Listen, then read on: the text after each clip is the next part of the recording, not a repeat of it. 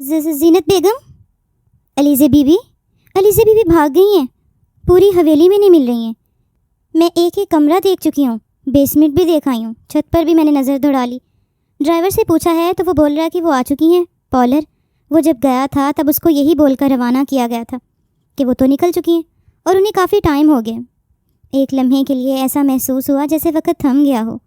مہمانوں کے چہرے ایک دم رنگ بدل گئے، ہنسی مذاق کی جگہ سنسنی نے لے لی، پورا ماحول جیسے سناٹے کی زد میں آ چکا تھا۔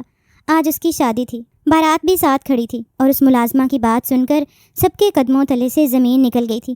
زینت بیگم جو بھی مسکراہٹوں میں گھری ہوئی تھی، ایک جھٹکے سے سیدھی ہوئیں اور تیز قدموں سے ملازمہ کی طرف بڑھیں۔ کیا بکواس کر رہی ہو تم؟ میری بیٹی کے بارے میں زبان سنبھال کے بات کرو۔ انہوں نے ملازمہ کا بازو زور سے پکڑ لیا۔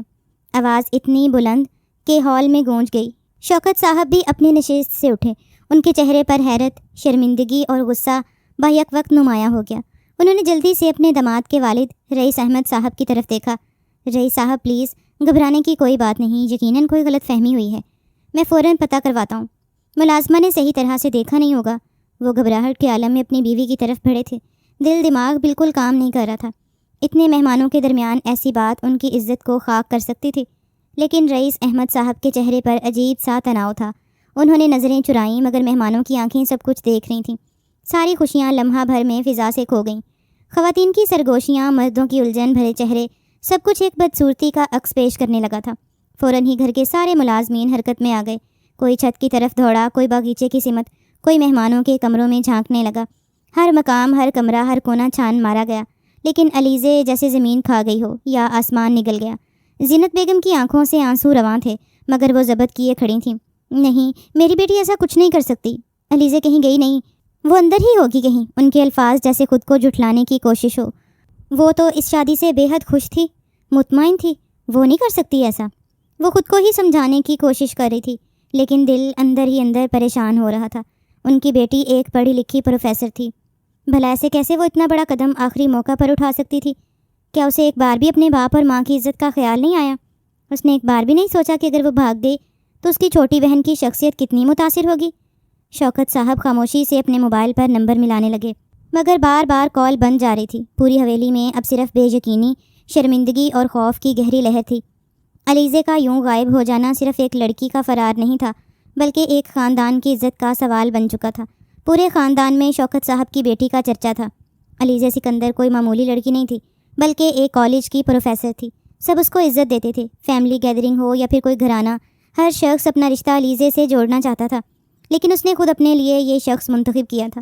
مگر اب جیسے سب کچھ ریت کی مانند پھسل گیا تھا۔ شوکت صاحب کی شخصیت بہت بری طرح متاثر ہو گئی تھی۔ لوگوں کی عجیب و غریب باتیں ان کے کانوں میں آ رہی تھیں، جسے وہ بہت مشکل سے ضبط کر رہے تھے۔ دل میں ہولے ہولے درد ہونا بھی شروع ہو گیا تھا۔ وہ زیر لب بولے تھے، پلیز علیزہ لوٹ آؤ، کیوں اپنے باپ کو رسوا کر رہی ہو؟ کچھ لمحے کی خاموشی کے بعد جیسے پوری حویلی میں بونجال آ گیا ہو۔ باراتی جو ابھی تک بے یقینی میں خاموش بیٹھے تھے، اب سرگوشیوں سے نکل کر کھلے لفظوں میں باتیں کرنے لگے۔ شور بڑھتا جا رہا تھا، سب کی نظریں ایک دوسرے سے سوال کر رہی تھیں، کوئی حیرت سے، کوئی طنز سے اور کوئی شرمندگی سے نظریں چرا رہا تھا۔ اچانک دلہن کی ہونے والی ساس کھڑی ہو گئیں، ان کے چہرے پر غصے کی شدت سے لالیاں ابھر آئی تھیں، آواز میں طوفان بھرا ہوا تھا۔ یہ کیا تماشا لگا رکھا ہے شوکت صاحب؟ پوری برادری میں ہماری ناک کٹوا دی آپ کی بیٹی نے۔ ہم عزت دار لوگ ہیں، ایسی حرکتیں ہمارے خاندان کی عورتیں نہیں کرتیں۔ ان کی باتوں میں زہر گھلا ہوا تھا، جیسے سارا غصہ ایک ہی وار میں نکال دینا چاہتی ہوں۔ کتنی دیر سے وہ خاموش بیٹھی یہ سب تماشا دیکھ رہی تھیں، دل ہی دل میں دعا بھی کر رہی تھی کہ لڑکی آ جائے۔ ان کے بیٹے کی شادی تھی، جتنی عزت لڑکی والوں کی خراب ہونی تھی اتنی بے عزتی ان کی بھی خراب ہوتی۔ لوگ طرح طرح کی باتیں بناتے، ان کے بیٹے کو پھر رشتہ نہیں ملتا کہ عین موقع پر لڑکی بھاگ گئی۔ یہ باتیں سوچ کر ان کا دماغ خراب ہو گیا تھا، اسی لیے وہ غصے سے بھرس پڑی تھیں۔ زینت بیگم بے بس ان کی طرف دیکھ رہی تھیں، جبکہ شوکت صاحب گھبراہٹ میں کھڑے ہو گئے، ہاتھ اٹھا کر نرمی سے بات کو سنبھالنے کی کوشش کی۔ بھابھی جی پلیز تھوڑا تحمل کریں، کوئی غلط فہمی ہوئی ہوگی، علیزہ شاید پالر گئی ہو، آخری وقت میں کچھ چیزیں رہ گئی ہوں گی، ہم پتہ کرواتے ہیں، پلیز سب لوگ بیٹھ جائیے۔ پالر والے بھی ابھی ٹھیک طرح سے نہیں بتا رہے، پولیس کمپلین کرنی ہوگی، آپ میری بات سمجھنے کی کوشش کریں۔ وہ دبے دبے لہجے میں ان کو قائل کرنا چاہتے تھے، آخر کو ان کی بھی بیٹی تھی، ان کی بھی عزت کا سوال تھا۔ اگر ان لوگوں کی عزت خراب ہو رہی تھی تو ان کی عزت پر بھی کوئی پھول نہیں چڑھا رہے تھے، لیکن اب کسی کو ان کی بات پر یقین نہیں آ رہا تھا۔ کچھ خواتین نے اپنی بچیوں کو بازو سے تھام کر کھڑا کر دیا، مردوں نے ہولے ہولے سر ہلانا شروع کر دیا۔ پالر گئی اب، جب نکاح ہونے والا ہے؟ کسی مرد کی آواز طنزیہ انداز میں بلند ہوئی۔ یہ سب بہانے ہیں، صاف بات کریں شوکت صاحب، بیٹی آپ کی ہے، شرمندگی ہمیں کیوں ملے؟ دوسری طرف کچھ لوگ غصے سے بڑبڑاتے ہوئے اٹھنے لگے۔ کچھ خواتین نے سر پر دوپٹہ درست کیا اور بچوں کو سنبھالتے ہوئے جانے کی تیاری کرنے لگیں۔ ایک بھاری بدن عورت نے طنزیہ ہنسی کے ساتھ کہا، ایسا تماشا پہلے کبھی نہیں دیکھا۔ لڑکی بھاگ گئی شادی والے دن اور الزام دیا جا رہا ہے پالر کو۔ ارے بہن، تمہاری بیٹی کا کردار ہی ٹھیک نہیں تھا، پہلے بتاتی کہ اتنی پڑھی لکھی لڑکی بھی ایسا گل کھلا سکتی ہے۔ زینت بیگم کو دیکھ کر وہ طنزیہ بولی تھی۔ پاس کھڑی عائشہ نے ضبط سے اپنی ماں کا ہاتھ تھاما تھا۔ اس کی بہن اس کی آئیڈیل تھی، ہر وقت ہر کسی کے سامنے وہ بہت ہی پرجوش انداز میں بتاتی تھی کہ وہ علیزے کی بہن ہے، اور آج اسی بہن نے سب کے درمیان ان کا جینا محال کر دیا تھا۔ شوکت صاحب پسینے میں شرابور، چہرے پر بے بسی اور شرمندگی لیے سب کو روکتے رہ گئے۔ پلیز پلیز 2 منٹ دیں، علیزے مل جائے گی، میری بات کا یقین کریں، اس طرح بارات لے کر واپس نہ جائیں، میری بیٹی بدنام ہو جائے گی، خدا کے لیے ٹھہر جائیں، اللہ کا واسطہ۔ ان کا بس نہیں چل رہا تھا کہ وہ باراتیوں کے پاؤں پکڑ لیں، مگر اب سب کچھ ریت کی مانند پھسلتا ہوا محسوس ہو رہا تھا۔ باراتی کسی صورت رکنے کے موڈ میں نہیں تھے۔ سب ایک ایک کر کے حویلی سے باہر جانے لگے۔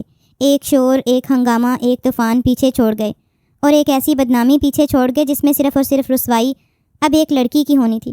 شوکت صاحب اپنا دل تھام کر وہیں صوفے پر بیٹھ گئے، جیسے کسی نے زمین سے باندھ دیا ہو۔ ان کی سانسیں اکھڑنے لگیں۔ زینت بیگم تیزی سے ان کے پاس آئیں، پانی کا گلاس تھمایا، مگر ان کی نگاہیں کہیں کھو چکی تھیں۔ اسی اثنا میں ملازم دوڑتا ہوا آیا۔ سائیں جی، پوری حویلی چھان لی، علیزے بی بی کہیں نہیں ملتی۔ یہ آخری کاری ضرب تھی جو ان دونوں میاں بیوی کے لیے بہت اذیت ناک تھی۔ زینت بیگم نے آسماں کی طرف دیکھتے ہوئے سر تھام لیا۔ یا اللہ، یہ کیسا دن دکھایا ہے تو نے۔ شور ختم ہو چکا تھا، مگر جو طوفان دلوں میں آ چکا تھا وہ تباہی پھیلانے کو تیار تھا۔ وقت دھیرے دھیرے گزرتا جا رہا تھا۔ رات کے 12 بج چکے تھے۔ پورے آسمان پر گہرا سناٹا چھایا ہوا تھا۔ حویلی کے آنگن میں اب صرف ہوا کی سائیں سائیں باقی رہ گئی تھی۔ مہمانوں کا شور، ہنسی کہکے سب ہوا ہو چکے تھے۔ اب صرف خالی کرسیاں، بکھرے ہوئے پھول اور دل کو چیر دینے والی خاموشی رہ گئی تھی۔ حویلی کے لاؤنج میں مدھم روشنی جل رہی تھی۔ دیوار پر لگا گھڑیال ہر سیکنڈ پر خاموشی کو مزید گہرا کر رہا تھا۔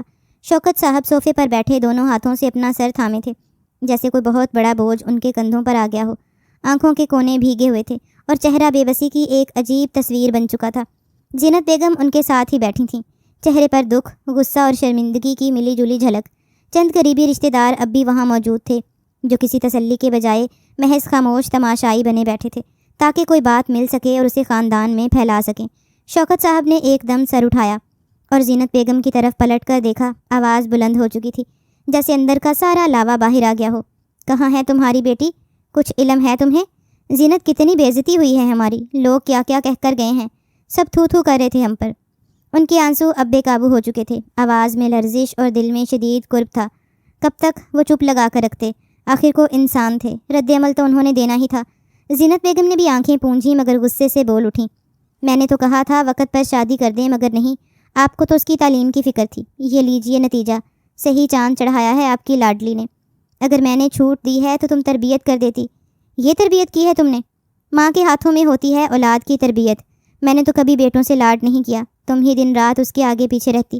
شوکت صاحب کا چہرہ لال ہو گیا تھا، ہاتھ کانپ رہے تھے۔ اسی لمحے ایک معصوم سی آواز فضا میں گونجی۔ ان کی چھوٹی بیٹی صوفے کے کنارے سمٹی بیٹھی، آنکھوں میں آنسو لیے بولی، پلیز امی ابو، آپ دونوں چپ ہو جائیے۔ آپس میں ہی اگر ہم لڑیں گے تو آپ ہی کو کون ڈھونڈے گا؟ وہ جہاں بھی ہو اکیلی ہے، ڈری ہوئی ہوگی۔ ہم اس کے ساتھ کیا ہوا ہے یہ جانے بغیر اس پر الزام لگا رہے ہیں۔ شوکت صاحب نے بے بسی سے اسے دیکھا، جیسے اس کی بات دل پر لگی ہو، پھر سر جھکا لیا۔ کیا تلاش کریں اب؟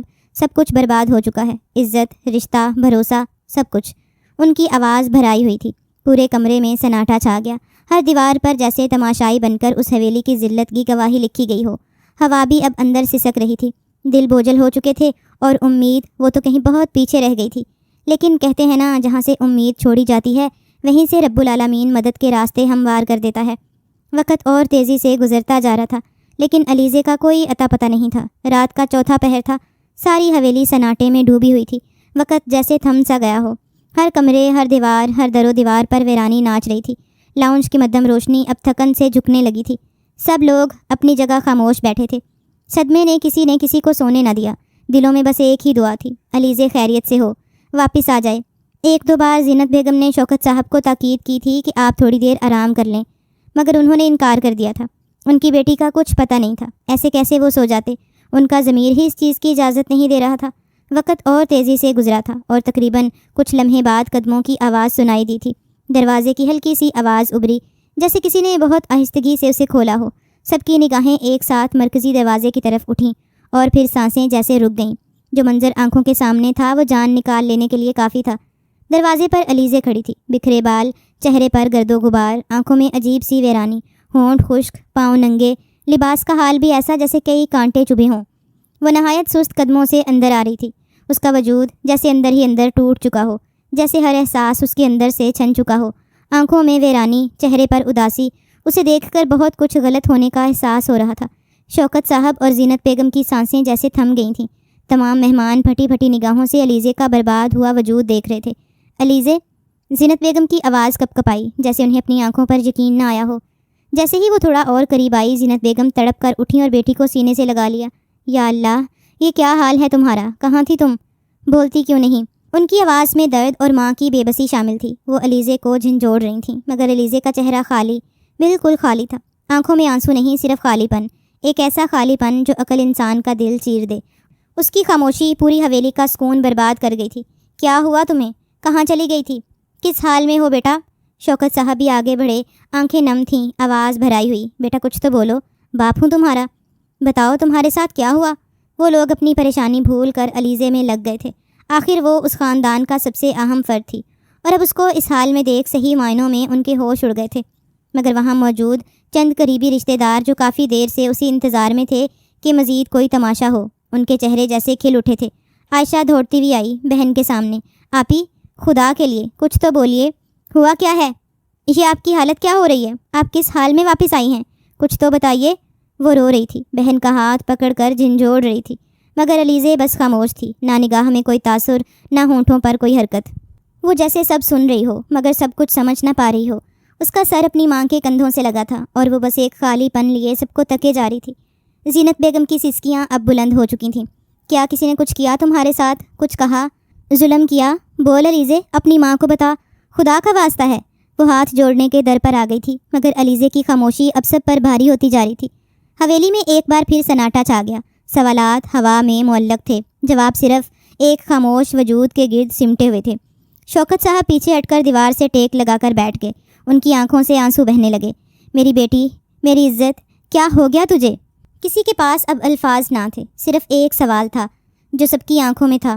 علیزے کے ساتھ آخر ہوا کیا ہے؟ وہ بہت مشکل سے اپنا آپ چھڑا کر اپنے کمرے کی طرف بڑھ گئی تھی۔ اس میں واقعی ہمت نہیں تھی، قدم بوجھل، کندھے جھکے ہوئے۔ اس کی حالت کے پیش نظر اسے کسی نے نہیں روکا تھا، جبکہ وہاں کھڑے رشتہ دار فوراً ہی حرکت میں آئے تھے۔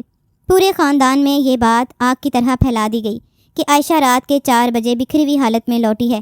یقیناً اس کے ساتھ کچھ غلط ہو چکا ہے، اور اس غلط کا مطلب تو سب بہت اچھے طریقے سے جانتے تھے۔ کمرے کا دروازہ بند ہوتے ہی علیزے کے قدم خود بخود واش روم کی طرف اٹھے، جیسے وہ خود کو گھسیٹ کر وہاں لے جا رہی ہو۔ ایک بوجھ تھا جو اس کے وجود کو توڑے جا رہا تھا، مگر وہ اب محسوس کرنے سے قاصر ہو چکی تھی۔ اس نے زندگی میں کبھی تصور بھی نہیں کیا تھا کہ اس پر ایسا وقت بھی آ سکتا ہے۔ زندگی اس نے ہمیشہ ایک وقار کے ساتھ گزاری تھی، اپنی ناک پر وہ مکھی بھی بیٹھنے نہیں دیتی تھی، اور اب پورا کردار اس کا برباد ہو گیا تھا۔ اس کی پوری ساگ ہل چکی تھی، اتنے سالوں میں بنائی ہوئی عزت لمحے میں برباد ہو چکی تھی۔ دروازہ بند کر کے اس نے شاور آن کیا اور پھر بغیر کچھ سوچے، بغیر کچھ محسوس کیے، وہ کپڑوں سمیت پانی کے نیچے کھڑی ہو گئی۔ پانی ٹپ ٹپ اس کے اوپر برسنے لگا، مگر وہ ہلی تک نہیں۔ اب اس کی آنکھوں سے آنسو بہنا شروع ہو گئے تھے۔ آنکھوں سے آنسو جاری تھے، مگر چہرے پر کوئی تاثر نہ تھا۔ پانی کے قطرے اس کے چہرے سے بہتے آنسوؤں کو چھپانے کی کوشش کر رہے تھے، مگر اس کے درد کو نہ چھپا سکے۔ دل چیخ رہا تھا، روح رو رہی تھی، لیکن لب سلے ہوئے تھے۔ کپڑے اس کے وجود سے لپٹے تھے، لیکن اسے کچھ محسوس نہیں ہو رہا تھا۔ وہ نہایت بے بس لگ رہی تھی، جیسے زندگی اس سے کوئی بہت بڑا حساب لے چکی ہو، اور اب صرف ایک خالی خول باقی ہو۔ چند لمحے ہی گزرے تھے کہ کمرے کا دروازہ کھلا اور عائشہ اندر آئی۔ آپی، اس نے ارد گرد نظر دوڑائی، مگر علیزے کہیں دکھائی نہ دی۔ پھر واش روم سے آتے شاور کی آواز پر اس کا دل دھک سے رہ گیا۔ وہ فوراً دروازہ کھول کر اندر داخل ہوئی اور سامنے کا منظر دیکھ کر اس کا دل دہل گیا۔ یا اللہ! آپی! عائشہ بھاگتی ہوئی اس کے پاس آئی، شاور بند کیا اور علیزے کے کندھے کو تھاما۔ یہ کیا کر رہی ہو؟ پاگل ہو گئی ہو کیا؟ کپڑوں سمیت پانی کے نیچے کھڑی ہو۔ اس نے علیزے کا ہاتھ تھاما اور باہر لے جانے کی کوشش کی، مگر علیزے کی حالت وہ گویا پتھر کی ہو چکی تھی۔ آپ ہی کچھ تو بولو، مجھے بتاؤ کیا ہوا ہے، کیوں گئی تھی، کہاں رہ گئی تھیں؟ ہم سب کتنی بدنامی جھیل چکے ہیں، ابو کا دل بیٹھ گیا ہے، اور یہ کیا حال بنا رکھا ہے اپنا۔ آپ کے جانے سے اتنی تکلیف نہیں ہوئی آپ ہی، لیکن آپ کی اس حالت سے ہو رہی ہے۔ میں آپ کے آگے ہاتھ جوڑ رہی ہوں، پلیز کچھ تو بتائیے۔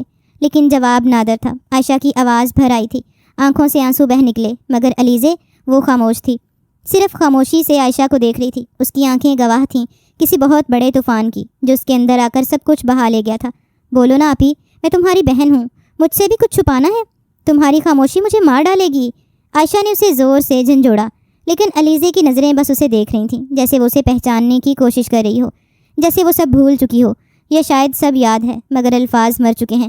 کمرے کی ہوا بوجھل ہو چکی تھی، درد دیواروں سے ٹپک رہا تھا، اور علیزے وہ بس ایک زندہ لاش بن کر کھڑی تھی۔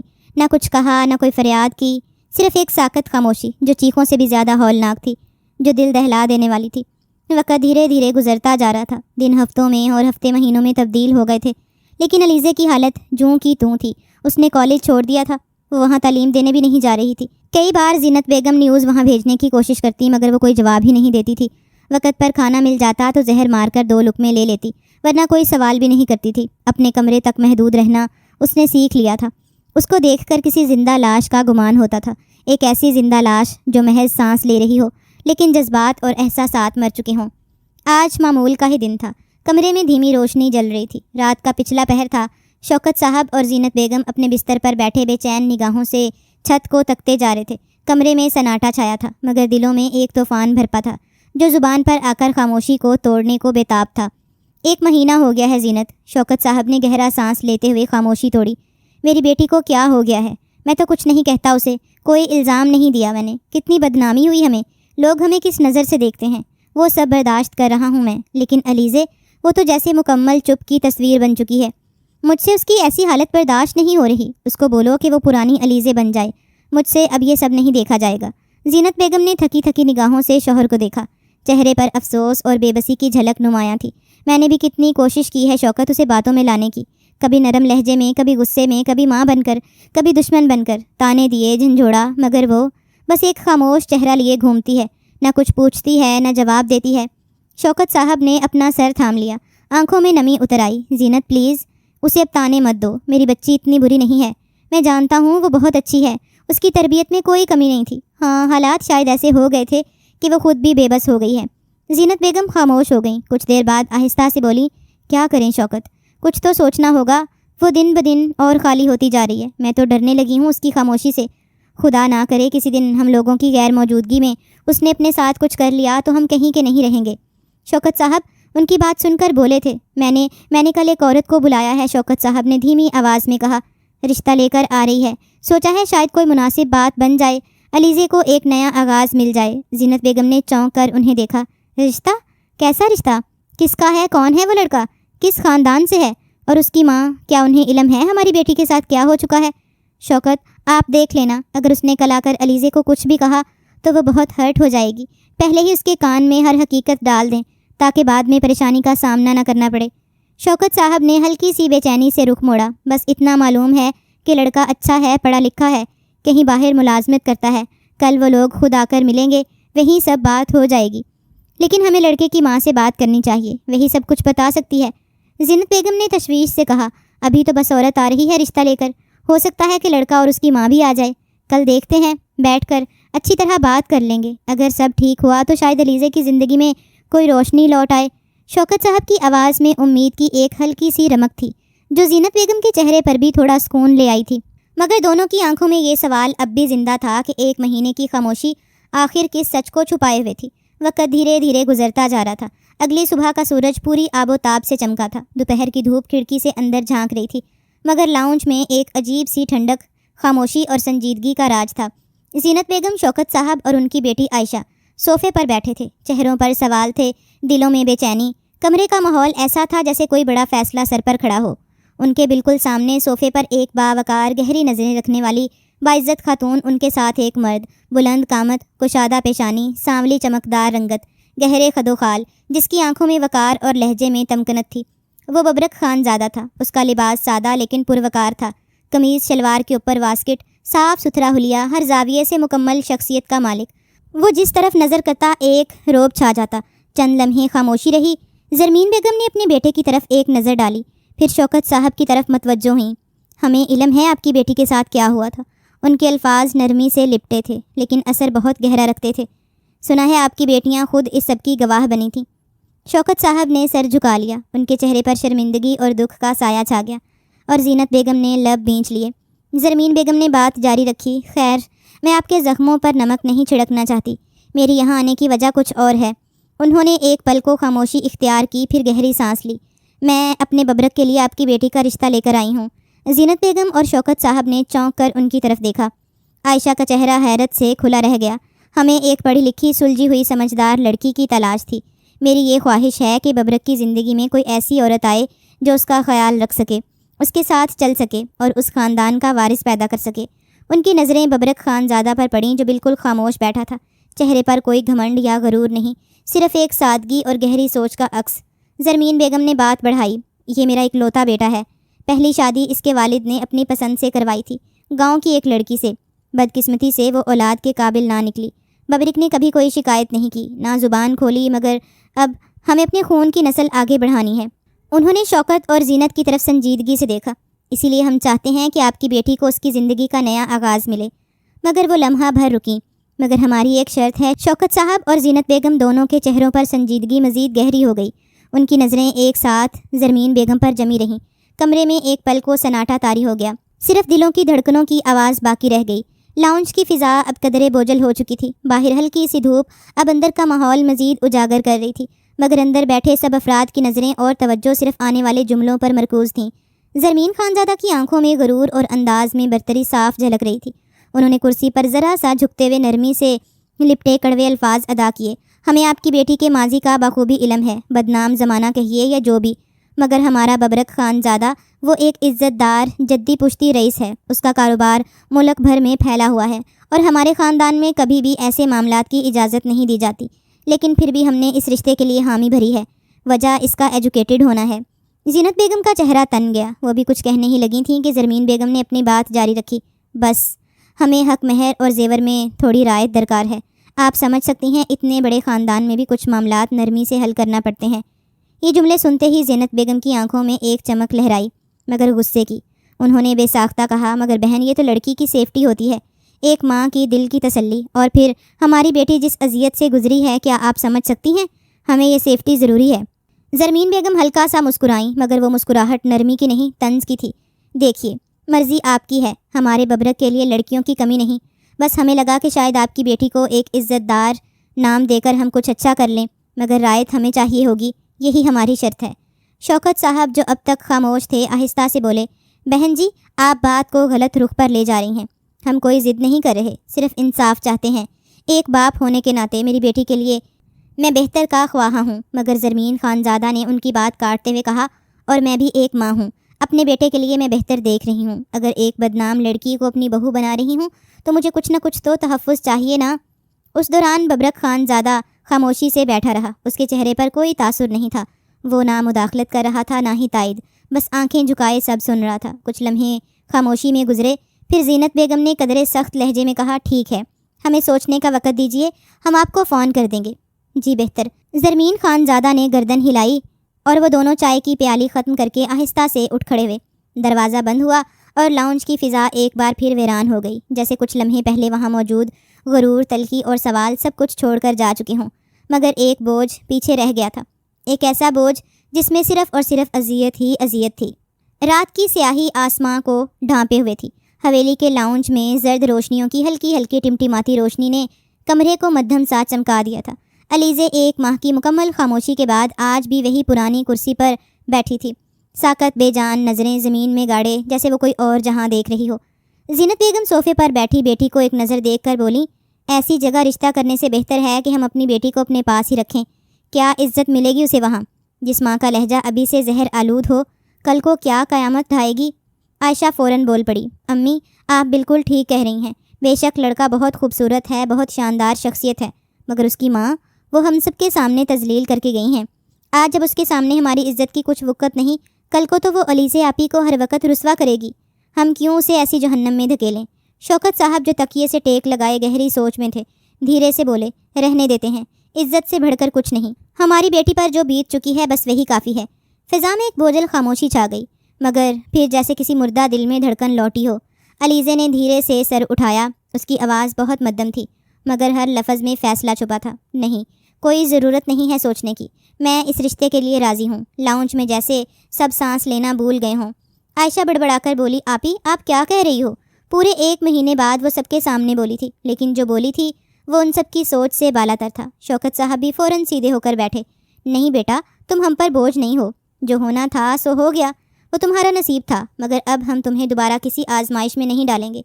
وہ شفقت بھرے لہجے میں بولے تھے۔ انہیں عائشہ سے زیادہ علیزے عزیز تھی۔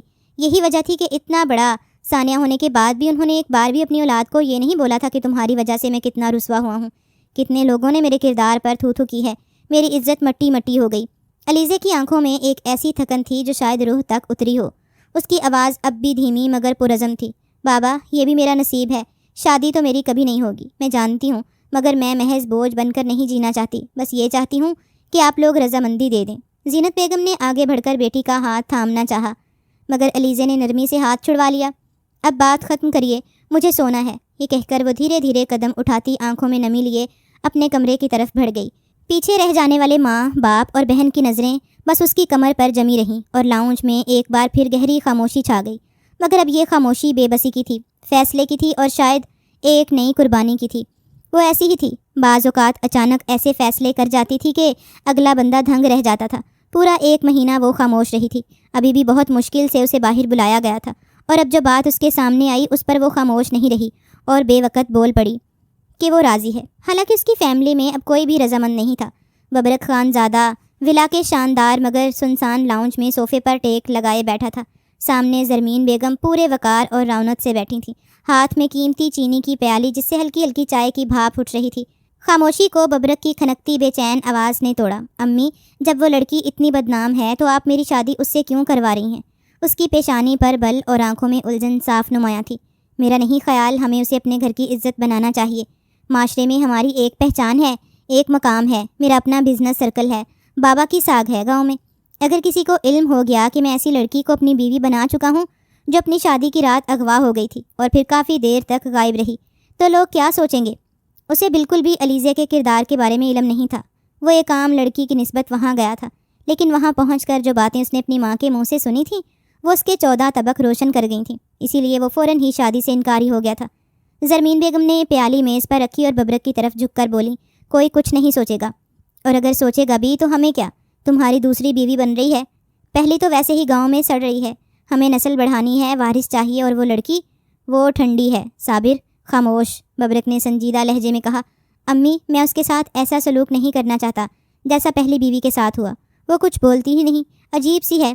زرمین بیگم نے ہلکی سی ہنسی کے ساتھ آنکھیں گھما کر کہا، اسی لیے تو پسند آئی ہے مجھے، تم جیسے مرد کو ایسی ہی عورت راس آتی ہے جو بولے کم، برداشت زیادہ کرے۔ اور رہی بات اس کی عظمت کی، تو ہمیں پتہ ہے وہ اب کنواری نہیں رہی ہوگی، مگر ہمیں فرق نہیں پڑتا، فرق انہیں پڑتا ہے جنہیں کردار سے زیادہ پردے کی فکر ہوتی ہے۔ ببرک نے کچھ کہنے کے لیے لب کھولے، مگر زرمین بیگم کی باتیں ذہن پر حاوی ہو چکی تھیں۔ وہ کچھ پل خاموش رہا، پھر آہستہ سے بولا، امی، آپ چاہتی ہیں تو ٹھیک ہے، مگر یاد رکھیے اگر اس نے مسائل کھڑے کیے تو میں چپ نہیں بیٹھوں گا۔ زرمین بیگم نے مسکرا کر سر ہلایا، مسئلے وہ کھڑے نہیں کرے گی، وہ لڑکی ٹوٹی ہوئی ہے، اور تم جیسے مرد کے لیے وہی سب سے آسان شکار ہے، تمہیں صرف برداشت کرنا ہے اور تھوڑا سا صبر۔ ببرک نے گہری سانس لیتے ہوئے گردن پیچھے کی اور چھت کو تکتے ہوئے خاموش ہو گیا۔ اس کی آنکھوں میں مستقبل کی پرچھائیاں تھیں، بوجھل، غیر یقینی اور شاید تھوڑی سی مایوس۔ وقت دھیرے دھیرے گزرتا جا رہا تھا، تمام معاملات طے پا چکے تھے۔ حویلی کی لاؤنج کو سادگی سے آراستہ کیا گیا، نہ کوئی شادیانے، نہ بینڈ، نہ ہنگامہ، صرف خاموشی، جیسے کوئی بوجھ جو سب کے دلوں پر رکھا ہو۔ ایک چھوٹا سا قالین درمیان میں بچھا تھا جس پر مولوی صاحب اپنی سفید داڑھی اور ٹوپی کے ساتھ بیٹھے تھے۔ چند قریبی رشتہ دار، شوکت صاحب، زینت بیگم، عائشہ اور ببرک کی ماں زرمین بیگم موجود تھیں۔ ببرک سفید کرتا شلوار میں چپ چاپ ایک کونے میں بیٹھا تھا، چہرے پر سنجیدگی اور آنکھوں میں خالی پن۔ مولوی صاحب نے نکاح کا خطبہ پڑھنا شروع کیا، سب آنکھیں جھکائے خاموشی سے سن رہے تھے۔ مولوی صاحب نے سوال کیا، بیٹی علیزے شوکت، کیا آپ کو ببرک خان زادہ ولد سردار خان زادہ حق مہر 50,000 روپے میں نکاح قبول ہے؟ پورا لاؤنج جیسے سانس لینا بھول گیا۔ علیزے جو کہ سادہ سفید لباس میں بال بندھے چہرہ سپاٹ لیے بیٹھی تھی آہستہ سے بولی قبول ہے۔ مولوی صاحب نے دوسرا اور تیسرا سوال بھی دہرایا اور وہی ٹھہری ہوئی آواز قبول ہے قبول ہے۔ پھر مولوی صاحب نے ببرک کی طرف دیکھا۔ بیٹا ببرک خان زادہ، کیا آپ کو علیزے شوکت کا نکاح حق مہر 50,000 روپے میں قبول ہے؟ ببرک نے سر ہلانے کے بجائے زبان سے آہستگی سے کہا قبول ہے قبول ہے قبول ہے۔ دعاؤں کے بعد مولوی صاحب نے نکاح مکمل ہونے کا اعلان کیا۔ کمرے میں موجود چند چہروں پر رسمی سی مسکراہٹ آئی، لیکن زیادہ تر خاموش ہی رہے۔ کسی نے خوشی کا شور نہ مچایا، کوئی تالیاں نہ بجیں۔ علیزے اپنی جگہ بیٹھی رہی جیسے کچھ ہوا ہی نہ ہو۔ زینت بیگم آگے بڑھیں، علیزے کے سر پر ہاتھ رکھا۔ بیٹی، اب تم اس گھر کی عزت ہو، خود کو مضبوط رکھنا۔ عائشہ نے آنکھوں میں نمی لیے اپنی بہن کے ہاتھ تھامے۔ آپ ہی خوش رہنا پلیز۔ علیزے نے صرف ایک نظر اٹھا کر دیکھا۔ آنکھوں میں کچھ بھی نہ تھا، نہ شکوہ، نہ خوشی، نہ سوال۔ رخصتی کا وقت آیا، نہ کوئی ڈھول، نہ کوئی سیٹی، صرف ایک سادہ سفید کار دروازے پر کھڑی تھی۔ علیزے نے بغیر کسی احتجاج کے اپنا چھوٹا سا بیگ اٹھایا، بابا کے قدموں کے سینے سے لگی، ماں کے گلے لگی اور چپ چاپ دروازے کی طرف بڑھ گئی۔ ببرک بھی اس کے ساتھ خاموشی سے چل دیا، اس بات سے بے خبر کہ آنے والی زندگی ان دونوں کے لیے کتنے بڑے بڑے امتحانات لیے کھڑی ہے۔ جتنی خاموشی سے یہ نکاح ہوا تھا، اتنے ہی شور سے ان کی زندگی آگے بڑھنے والی تھی۔ گاڑی کے دروازے بند ہوئے اور وہ پوری فیملی کو چھوڑ کر رخصت ہو گئی۔ یہ رخصتی تو 1 ماہ پہلے ہونی تھی، لیکن شاید قدرت کو کچھ اور ہی منظور تھا۔ بے شک جوڑے آسمانوں پر بنتے ہیں، ہم زمین والے کتنا ہی کچھ کر لیں، لیکن جو رب نے طے کیا ہے وہی آخر میں طے پاتا ہے۔ گاڑی میں مکمل خاموشی کا راج تھا۔ ایک لمبی مسافت کے بعد گاڑی ایک ولا کے سامنے رکی۔ ایک لمحے کے لیے علیزے حیران ہوئی تھی، ان لوگوں نے آخر حق مہر کی رقم اتنی کم کیوں رکھی، مگر فی الحال وہ خاموش رہی تھی۔ ملازمین نے اسے بہت احتیاط سے اتارا تھا۔ چند ایک رسومات ادا کی گئی تھیں اور پھر اسے کمرے میں پہنچا دیا گیا۔ آخر کو دوسری شادی تھی، اسی لیے زیادہ اہمیت نہیں دی گئی تھی۔ ابھی تک تو منور خان زادہ کو بھی اس بات کا علم نہیں تھا کہ ان کے بیٹے نے دوسری شادی رچا لی ہے، لیکن ہاں ان کی خواہش ضرور تھی۔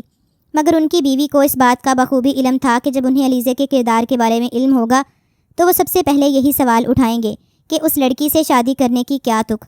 مگر ان کا کنسرن صرف اور صرف ابھی اولاد تھی، انہیں اپنے بیٹے کی اولاد چاہیے تھی، اور انہوں نے بہت اچھے طریقے سے جانچ پڑتال کی تھی کہ علیزے کے خاندان میں بچے بہت جلدی پیدا ہو جاتے ہیں۔ یہی وجہ تھی کہ انہوں نے علیزے کا انتخاب کیا تھا، اور وہ بے حد مطمئن تھیں، کیونکہ جتنی سلجھی ہوئی اور سمجھدار لڑکی انہوں نے اپنے بیٹے کے لیے سلیکٹ کی تھی، اگلے جا کر انہیں سکون ہی دیتی۔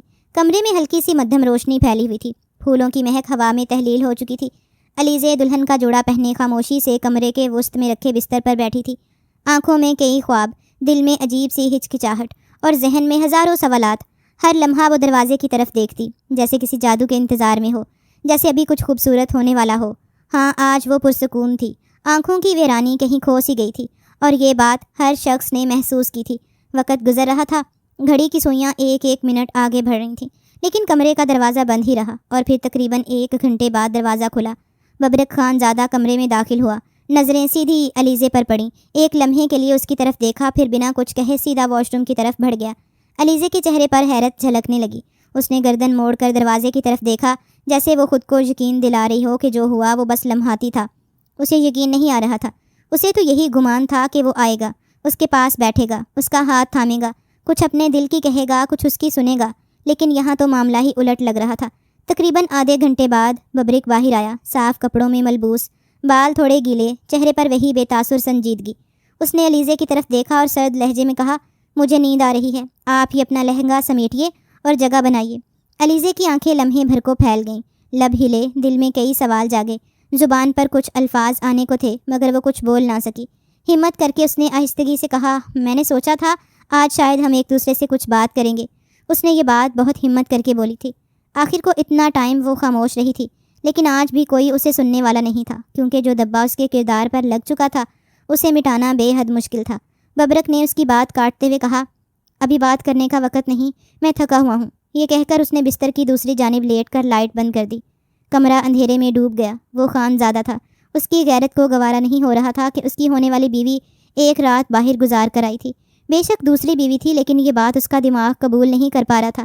علیزے چند لمحے وہیں بیٹھی رہی، دل جیسے خالی ہو گیا تھا۔ آنکھوں میں نہ آنسو تھے نہ کوئی امید، صرف ایک گھٹن سی جو پورے وجود پر طاری ہو چکی تھی۔ اس نے آہستگی سے لہنگے کی گوٹیاں سمیٹیں، پیروں سے گھونگھٹ کا پلو کھسکایا اور چپ چاپ ڈریسنگ روم کی طرف بڑھ گئی۔ ہر قدم اس کے دل پر کسی پتھر کی مانند گرتے جا رہے تھے۔ نئی زندگی کی پہلی رات جو ہر لڑکی کے لیے خواب ہوتی ہے، علیزے کے لیے ایک کڑوا سچ بن گئی تھی، اور وہ سچ دل میں پیوست ہو چکا تھا۔ وقت دھیرے دھیرے گزرتا جا رہا تھا۔ 3 دن کا عرصہ بیت گیا تھا۔ اس درمیان اس نے محض زرمین بیگم سے ملاقات کی تھی۔ ملازمین کے ذریعے علم ہوا تھا کہ صاحب کی پہلی بیوی اپنے کمرے میں ہے۔ اس کے دل میں ایک بار خواہش جاگی تھی کہ وہ اپنے شوہر کی پہلی بیوی سے ملاقات کرے، مگر پھر یہ سوچ کر خاموش ہو گئی کہ ہو سکتا ہے وہ اس سے ملاقات کرنا پسند نہ کرے۔ ہاں، لیکن یہ بات تھی، ان 3 دنوں میں اس کا شوہر اس کے ہی کمرے میں تھا۔ کمرے میں ہلکی ہلکی روشنی پھیلی ہوئی تھی۔ دیوار سے ٹیک لگائے علیزے نے کئی بار دروازے کی طرف دیکھا۔ 3 دن گزر چکے تھے، 3 راتیں، جن میں ببرک نے نہ اس سے بات کی، نہ ایک نظر اس کی طرف دیکھا۔ دل جیسے اب تھکنے لگا تھا۔ خاموشی اب اس کے لیے اذیت بن چکی تھی۔ وہ مزید یہ اجنبیت سہنے کے لیے تیار نہ تھی۔ دروازے کی کنڈی گھومی، ببرک کمرے میں داخل ہوا۔ ہمیشہ کی طرح سنجیدہ چہرہ، سرد مزاج، خاموش قدم، وہ سیدھا اپنی جگہ پر بیٹھا۔ علیزے نے چند لمحے اسے دیکھا، پھر ہمت کر کے اس کے قریب آ کر بیٹھ گئی۔ میں کچھ کہنا چاہتی ہوں، اس نے نرم مگر تھکی ہوئی آواز میں آغاز کیا۔ ببرک نے اس کی طرف ایک سرسری نظر ڈالی، پھر نگاہیں پھیر لی۔ کہو، سن رہا ہوں۔ آج وہ فیصلہ لے چکی تھی۔ زندگی میں ایک عورت کا ہونا سب سے مضبوط رشتہ اس کے شوہر سے ہوتا ہے۔ یہی وجہ تھی کہ اس نے اتنے وقت بعد بھی صرف اور صرف اپنے رشتے کے لیے آواز اٹھائی تھی، اپنی بات چیت اپنے شوہر سے شروع کی تھی، اور وہ ایک پروفیسر تھی۔ علم کی کتاب اس کے دل میں موجود تھی، اسے ہر شے کا علم تھا۔ بھلا کیسے وہ میاں بیوی کے مقدس رشتے کے بارے میں نہ جان پاتی؟ علیزے نے گہرا سانس لیا، جیسے سینے میں پھنسے الفاظ کو آزاد کرنا چاہتی ہو۔ مجھے آپ کو اپنی اس رات کے بارے میں بتانا ہے۔ اس نے ایک نگاہ علیزے کو دیکھا تھا، لیکن خاموش رہا تھا۔ وہ مزید بولی، اس بارے میں نے کسی سے کچھ علم نہیں کیا، میرا دل رضامند نہیں ہوا، لگتا تھا کوئی مانے گا ہی نہیں، اور جہاں تک علم ہے کوئی واقعی نہیں مانتا۔ میں صرف اور صرف یہ بات آپ کو بتا رہی ہوں۔ کئی حد تک مجھے اس بات کا اندازہ ہے، آپ بھی میری بات پر یقین نہیں رکھیں گے، لیکن ایک چھوٹی سی امید ہے کہ اگر آپ مجھے سمجھیں گے تو مجھے خوشی ہوگی۔ شادی کی رات جب میں پارلر سے نکلی، اس پہر میری بربادی شروع ہو گئی تھی۔ میرا اسٹوڈنٹ، جسے میں جانتی تھی، اس نے مجھے اغوا کر لیا۔ ببرک نے اب بھی کوئی خاص رد عمل نہ دیا۔ میں نے یہ بات کسی کو نہیں بتائی، نہ اپنے ماں باپ کو، نہ بہن کو، لیکن اب تمہیں سب کچھ بتانا چاہتی ہوں۔ ببرک نے ہلکی سی تیوری چڑھائی، مگر خاموش رہا۔ میں کالج میں پروفیسر تھی۔ ایک روز ایک لڑکے کو اس کی غیر اخلاقی حرکات پر فیل کر دیا۔ وہ بہت بدتمیز تھا۔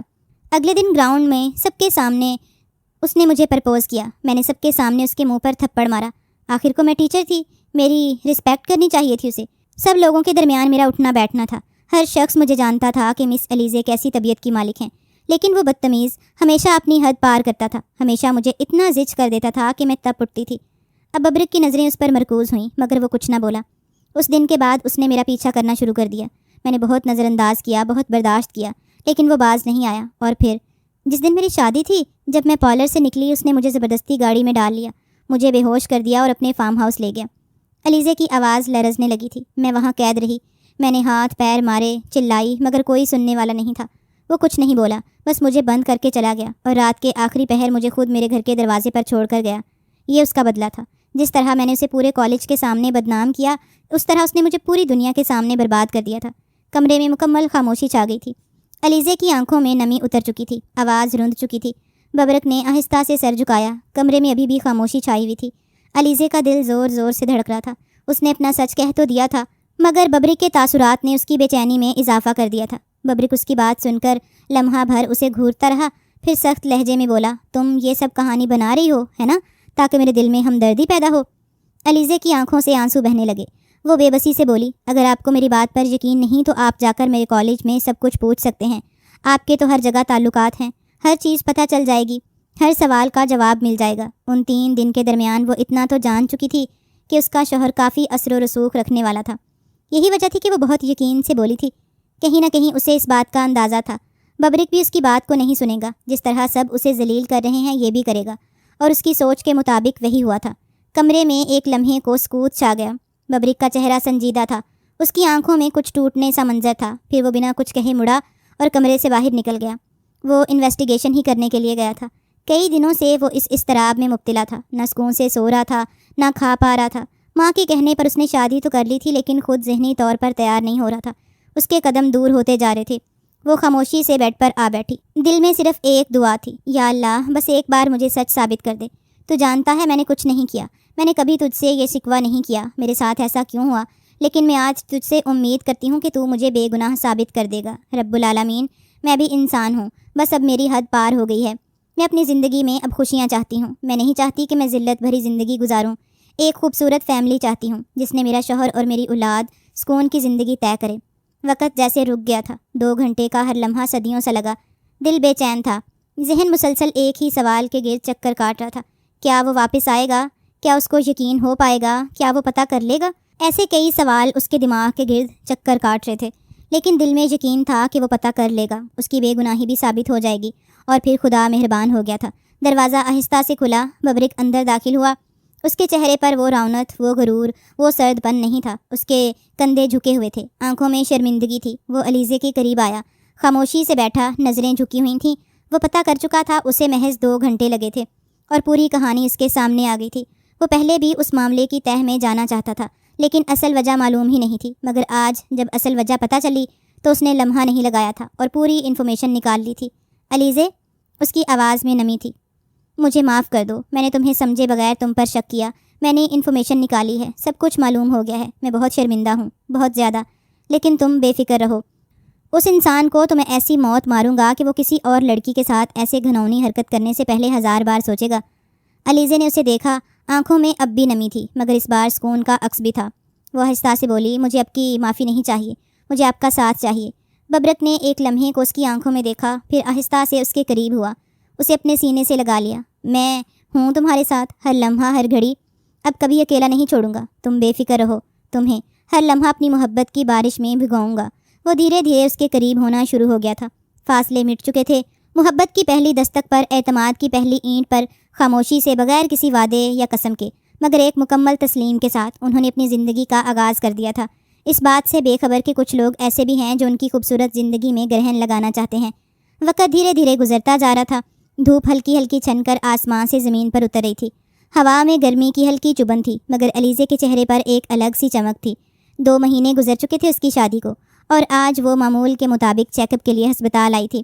اس کے چہرے پر ایک نئی زندگی کی خوشبو تھی، ممتا کا پہلا لمس. ڈاکٹر سے تمام رپورٹس اچھی آئی تھیں. دل میں سکون تھا. چلو احمد، گھر چلتے ہیں، علیزے نے ڈرائیور سے کہا اور اپنی فائل سینے سے لگائی ہسپتال کے مین گیٹ کی طرف بڑھ گئی. گیٹ سے چند قدم دوری پر ہی گاڑی کھڑی تھی، مگر اچانک سب کچھ جیسے تھم گیا. ایک سیاہ رنگ کی گاڑی اس کے سامنے آ کر رکی. دروازہ کھلا اور 2 نقاب پوش مرد بجلی کسی تیزی سے باہر نکلے. علیزے کو کچھ سمجھنے کا موقع ہی نہ ملا. ایک نے اس کے منہ پر رومال رکھا اور دوسرے نے بازوؤں سے پکڑ کر اسے گاڑی کے اندر دھکیل دیا. چھوڑو مجھے، کون ہو تم؟ علیزے کی آواز گھٹتی جا رہی تھی. سانسیں رکنے لگیں.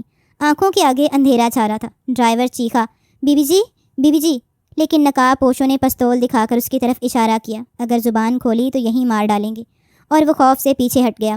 گاڑی ایک لمحے میں غائب ہو چکی تھی. آغاز بربادی ہو گیا تھا. دوسری جانب ولا کے اندر شازیہ آئینے کے سامنے کھڑی ہونٹوں پر لپسٹک پھیر رہی تھی اور ساتھ ہی فون پر کسی سے سرگوشی میں بات کر رہی تھی. کام ہو گیا؟ فون کی دوسری طرف آواز آئی. ہاں میڈم، جیسا پلان تھا ویسا ہی ہوا. اب کوئی نہیں بچائے گا اسے. شازیہ کی آنکھوں میں سکون اور چہرے پر ایک شیطانی مسکراہٹ ابھری. بہت اچھے. اب ببرک کو پتہ چلے گا کہ اس کی محبوبہ کو بچانا اتنا آسان نہیں. اس نے فون بند کیا اور کھڑکی کے پردے کے پیچھے سے لان کی طرف دیکھا، جہاں ببرک اپنے موبائل پر مسکرا کر علیزے کو کوئی میسج بھیج رہا تھا. مسکرا لو جتنا مسکرا سکتے ہو، اب وہ مسکراہٹ ہمیشہ کے لیے ختم ہونے والی ہے. شازیہ نے دل ہی دل میں کہا اور اپنے نازک ہاتھوں سے پردہ ہٹا کر روشنی کو اندر آنے دیا، مگر اس کی نیت میں صرف اندھیرا تھا. اسی لمحے ببرک کا فون بجا. اسکرین پر احمد ڈرائیور کا نمبر دیکھ کر وہ حیران ہوا. کال ریسیو کرتے ہی احمد کی ہانپتی کامتی آواز آئی. صاحب، بی بی جی کو کسی نے اغوا کر لیا. ببرک کے قدم وہیں رک گئے. ہاتھ سے فون چھوٹتے چھوٹتے بچا. دل کی دھڑکنیں تیز ہو گئیں. کیا؟ کس نے؟ کہاں؟ وہ دھاڑا، مگر دوسری طرف صرف روتی ہوئی آواز تھی. ہم کچھ نہیں کر سکے صاحب، وہ بہت تیز تھے، بہت تیز. 2 دن پہلے ہی تو اس تک یہ خبر پہنچی تھی کہ ببرک کی دوسری بیوی حاملہ ہو گئی ہے، اور اسی دن کا وہ انتظار کر رہی تھی. اس نے پوری انفارمیشن نکالی تھی، ہر طریقے سے اپنا حربہ آزمایا تھا، اور جب اسے علم ہو گیا کہ اس کے ساتھ ساتھ ایک اور دشمن ہے، تب اس نے اسی لڑکے کو اپنے ساتھ ملایا تھا، رحمان ذوالفقار، اور پھر پورے منصوبے کے تحت اسے اغوا کیا تھا. اب ارادہ اس کی اولاد اور اسے ختم کرنے کا تھا. لیکن کہتے ہیں نا، رب تعالیٰ بہت مہربان ہے. وہ جب ایک پتھر کے نیچے موجود کیڑے کو خوراک دے سکتے ہیں تو وہ اللہ کسی بھی قیمت پر ایک بے قصور کو محفوظ بھی رکھ سکتے ہیں. اندھیرے، سناٹے اور بدبو سے بھرا ہوا وہ کمرہ کسی جہنم کا منظر پیش کر رہا تھا. ایک کونے میں علیزے زمین پر بندھی ہوئی بے بس پڑی تھی. چہرہ تھکن، آنکھیں خوف اور بدن دکھ سے لبریز تھا. دیوار پر ٹنگی ایک چھوٹی سی بتی دھندلی روشنی دے رہی تھی، جس میں علیزے کا لرزتا وجود دھندلا دکھائی دے رہا تھا. دروازے کے چرچرانے کی آواز آئی اور چند لمحوں بعد شازیہ اندر داخل ہوئی۔ اس کے چہرے پر ایک ظالمانہ فاتحانہ مسکراہٹ تھی۔ وہ آہستہ آہستہ علیزے کی طرف بڑھی، اس کے قریب بیٹھتے ہی بالوں سے پکڑ کر اس کا چہرہ اوپر کیا۔ علیزے کی گرہ نکل گئی، آنکھوں میں آنسو تیرنے لگے۔ شازیہ نفرت سے بولی، تمہیں کیا لگا تھا تم مجھ سے میرا شوہر چھین لوگی اور میں چپ چاپ بیٹھ جاؤں گی؟ تم جیسی لڑکیاں بس ایک بار ہمدردی کما لیتی ہیں مگر دل جیتنے کا ہنر نہیں آتا۔ ببرک صرف میرا تھا اور ہے اور ہمیشہ رہے گا۔ علیزے ہلکی آواز میں بولی، میں نے تم سے کچھ نہیں چھینا، سب نصیب کی بات ہے۔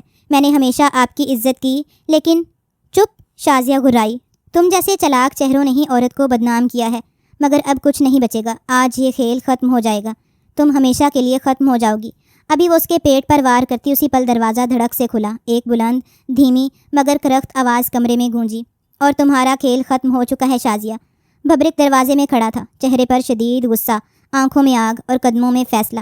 شازیہ بوکھلا گئی، ہڑبڑا کر پیچھے ہوئی۔ اس سے پہلے ہی علم تھا، اسی لیے وہ پہلے ہی اپنی پہلی بیوی پر نظر رکھے بیٹھا تھا۔ عقاب کی نظر، کیسے وہ اپنی اولاد کو نقصان ہونے دیتا؟ ببرک، یہ سب کیا ہے؟ یہ لڑکی خود یہ تماشا لگا رہی ہے اور مجھے پھنسا رہی ہے۔ شازیہ نے جھوٹ کا سہارا لیا اور فوراً چھری پھینک کر کھڑی ہو گئی۔ ببرک آہستہ آہستہ اس کی طرف بڑھا۔ میں کوئی اندھا نہیں ہوں شازیہ، مجھے پہلے ہی شک تھا تم پر۔ میں نے تم پر نظر رکھی ہوئی تھی اور ہر ایک قدم کا پتہ ہے مجھے۔ تم نے علیزے کے ساتھ وہ کیا ہے جو ایک دشمن بھی نہیں کرتا۔ اس کا بس نہیں چل رہا تھا کہ شازیہ کا منہ توڑ دے۔ ببرک پلیز میری بات سنو۔ شازیہ نے ہاتھ جوڑنے کی کوشش کی مگر اگلے ہی لمحے ببرک کا ہاتھ اس کے چہرے پر زناٹے دار تھپڑ کی صورت جا پہنچا۔ خاموش، تم جیسی عورت صرف نفرت کی حقدار ہے، محبت کی نہیں۔ آج کے بعد تم میرے لیے کچھ نہیں، میں تمہیں طلاق دیتا ہوں، طلاق دیتا ہوں، طلاق دیتا ہوں۔ ببرک کی آواز کمرے کی دیواروں سے ٹکرا کر گونجتی چلی گئی۔ اس نے ایک لمحہ نہیں لگایا تھا فیصلہ کرنے میں، وہ اس کی ہر چالاکی سے واقف تھا، بس خاموشی سے سہن کر رہا تھا۔ لیکن اب بات اس کی اولاد پر آ گئی تھی، وہ اب خاموش نہیں رہ سکتا تھا۔ شازیہ چیخ اٹھی، زمین پر بیٹھ گئی، مگر ببرک نے ایک نظر بھی پیچھے نہ ڈالی۔ وہ سیدھا علیزے کی طرف بڑھا، اس کی رسی کھولی، نرمی سے اسے سینے سے لگایا۔ معاف کرنا علیزے، میں دیر سے آیا، تمہاری تکلیف میری روح پر فرض ہے۔ علیزے کی آنکھوں سے آنسو بہنے لگے، مگر اب وہ آنسو دکھ کے نہیں، کسی محفوظ پناہ کی تسلی کے تھے۔ ببرک نے اس کا چہرہ اپنے ہاتھوں میں لیا۔ اب تمہارے ساتھ ہر لمحہ، ہر تکلیف، ہر خوشی میں میں ہوں گا۔ تم میری زندگی ہو علیزے۔ اندھیرے کمرے کی وہ روشنی اب علیزے کی آنکھوں میں چمک بن چکی تھی، اور ببرک کی آغوش میں وہ خود کو مکمل محسوس کر رہی تھی۔ دوسری طرف شازیہ ایک ویران اندھیرے میں گم ہو چکی تھی، جہاں سے کوئی واپسی ممکن نہ تھی۔ ان جیسے درندہ صفت لوگوں کا اختتام یہی ہوتا ہے، جو خاموش رہ کر وار کرتے ہیں، اور پھر خدا ان کا تخت ایسے ہی الٹ دیتا ہے جیسے شازیہ کا الٹ دیا تھا۔